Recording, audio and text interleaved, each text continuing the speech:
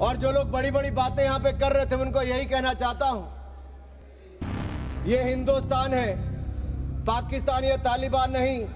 यहां बाबा साहब का संविधान चलेगा, काबिले का फरमान नहीं, मुगलिया फरमान नहीं चलने वाला यहां पर।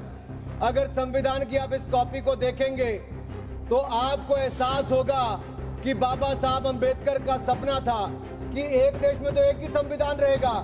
आपने एक देश में दो विधान बनाने का काम किया है। आपको तय करना संविधान के साथ रहना है कि वक्फ के साथ रहना है, कि मोदी जी के राज में भारत में एक कानून, एक संविधान और एक भारत रहेगा। क्या मुस्लिम समुदाय में भी जातियां हैं? क्या भेदभाव है? क्या छुआछूत है? माननीय सदस्य श्री अनुराग ठाकुर जी।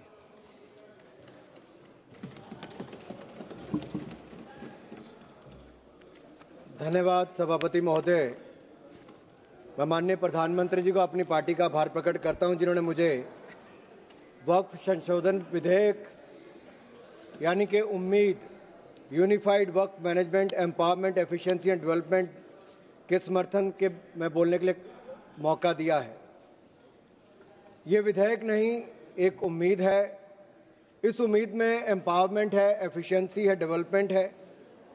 और कहीं ना कहीं इसी को देखकर आज जहां देश भर के लोग इसके समर्थन में हैं, वहीं Catholic bishop conference of India, church of Bharat, Kerala council of churches, Kerala Catholic bishops council और all India Sajjada Nashin council, मुस्लिम राष्ट्रीय मंच जैसी अनेक संस्थाओं ने, चर्च से लेकर मुस्लिम की अन्य सभाओं ने इसका समर्थन किया है। उसके लिए भी मैं उनका बहुत बहुत आभार प्रकट करता हूं।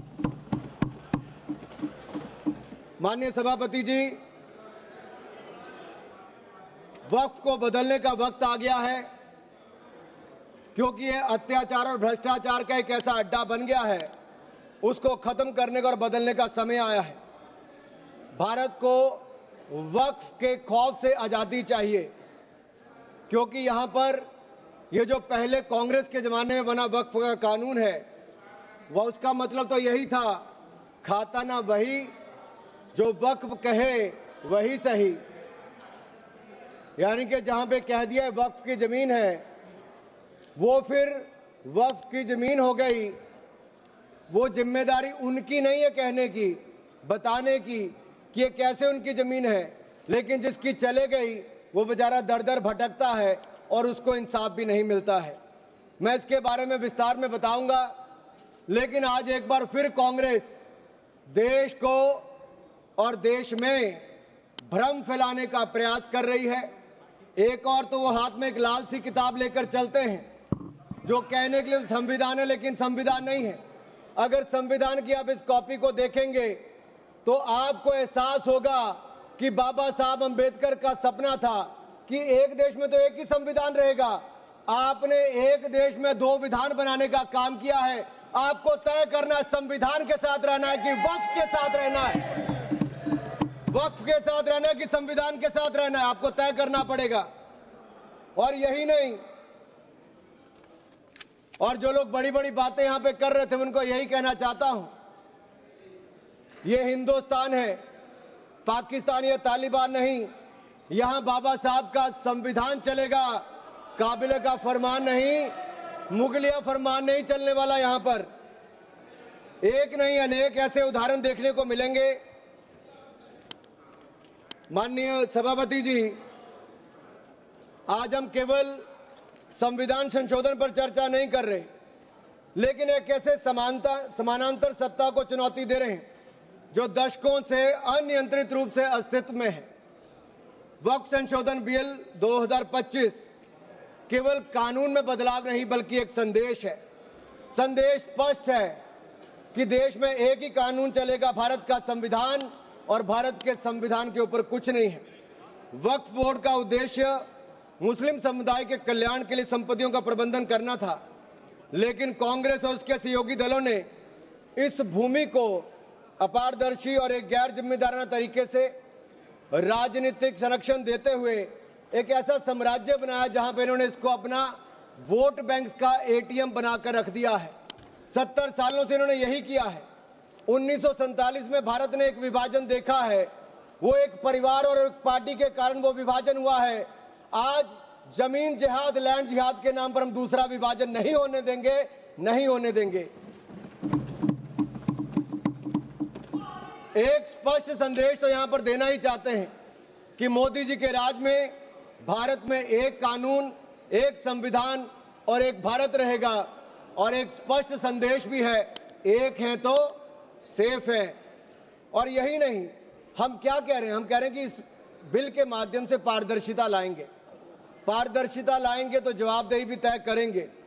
लेकिन ये लोग जिनके लिए वोट बैंक का एटीएम है, जिनके अपने नेता भ्रष्टाचार के कई मामलों में फंसे हुए हैं, जिनके राज्यों में हजारों करोड़ रुपए के घोटाले हुए, जिनका उल्लेख मैं आगे करने वाला हूं, उस पर भी मैं आपके सामने प्रकाश डालूंगा एक के बाद दूसरी।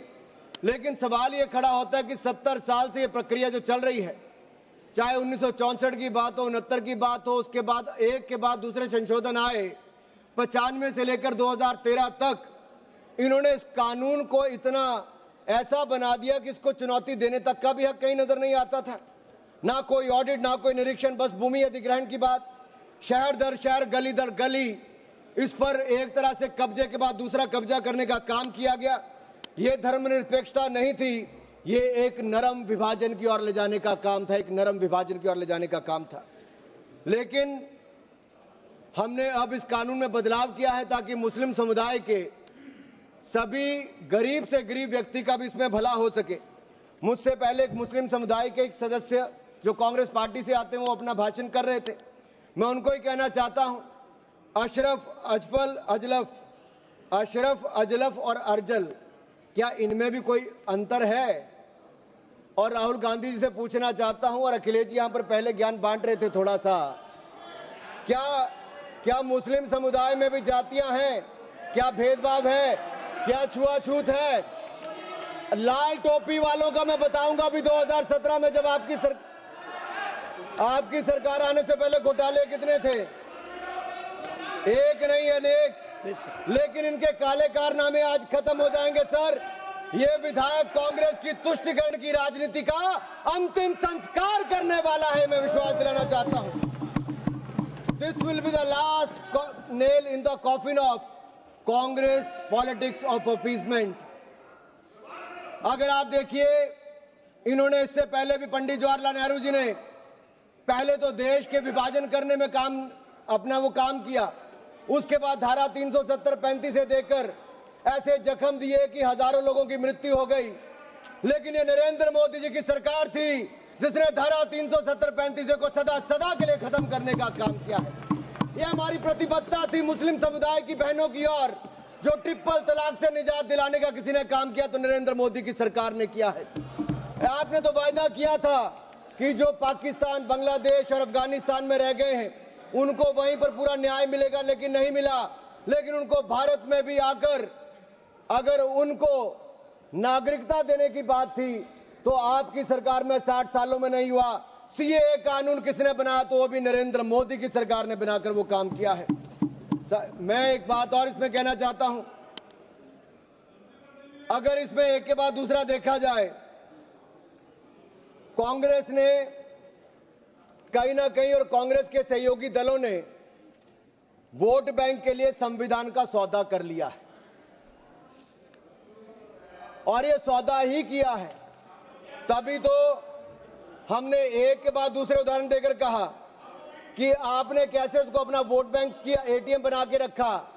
लेकिन ये जो बिल है ये अन्याय की जड़ पर प्रहार है, और इस प्रहार के बाद सबको न्याय, न्याय और न्याय ही मिलने वाला है। हमने कहा है कि प्रत्येक वक्फ संपत्ति रजिस्टर हो, पंजीकृत हो, उसके आंकड़े होने चाहिए और हर झगड़ा कानून के अंतर्गत हल हो, किसी डर और भय के अंतर्गत ना हो। आपको इस बात का क्यों डर है?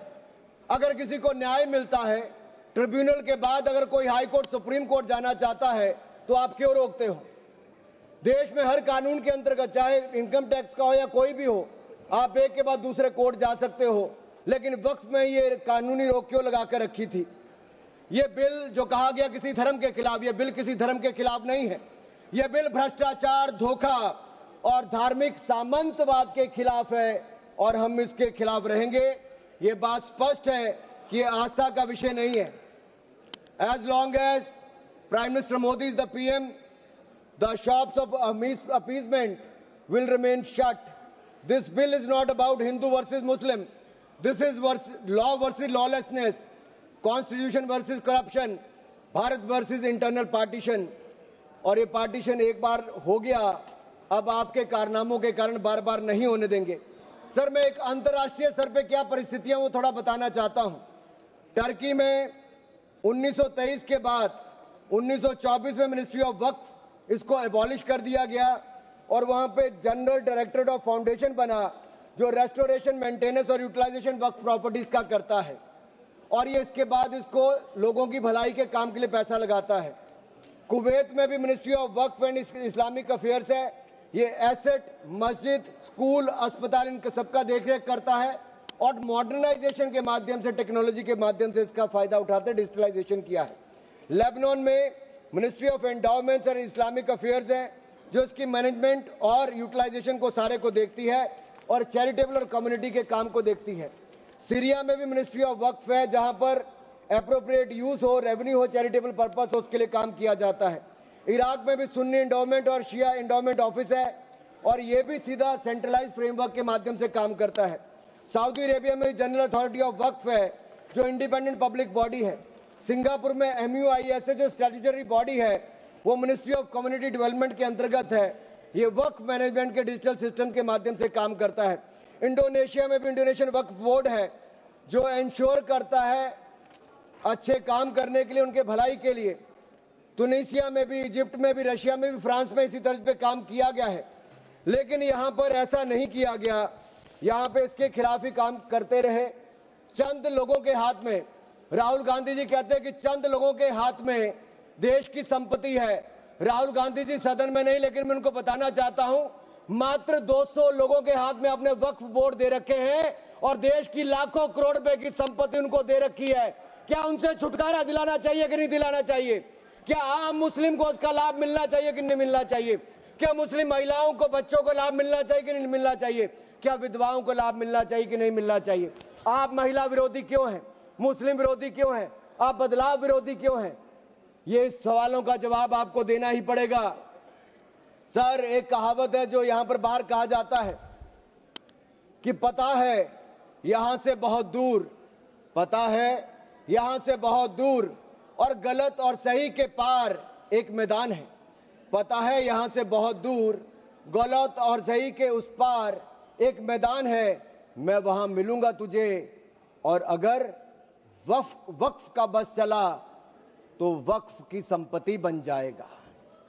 यानी कि जिस पे भी नजर रखोगे वक्फ की संपत्ति बन जाएगा और उसमें से आपको इंसाफ मिल नहीं पाएगा, क्योंकि ऐसी हालत कर दी है। सर, अगर आप देखेंगे वक्फ की सच्चाई क्या है, भारत में ऐसा कौन सा कानून है जिसने आपका घर, आपका मंदिर, यहां के आपके पूरे गांव छीन लिए?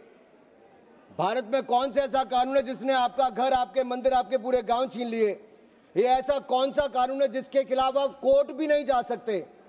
ये कौन सा ऐसा कानून है जो संविधान से भी ऊपर है? इसका नाम वक्फ है जो कांग्रेस के समय बना है। सर, इसने गुरुद्वारे हो, मंदिर हो, घर हो, गांव हो, सब पे कब्जा करने का काम किया है।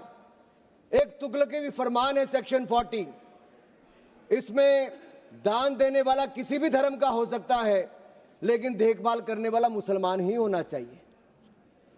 ये मंदिर में तो ऐसा नहीं है। सरकारें मंदिर का, ये कर्नाटक की सरकार है कांग्रेस की, 450 करोड़ रुपया साल का आप इकट्ठा करते हैं, कहां खर्च करते हैं? कौन जवाब देता है उसका? एक एक रुपए का हिसाब आपको देना चाहिए था। क्या किसी मस्जिद का पैसा आपने लिया? क्या किसी वक्फ बोर्ड का पैसा आपने लिया?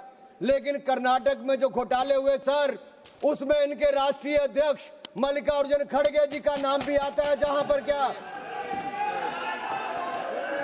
हुआ सर? यही नहीं, बैठ जाओ,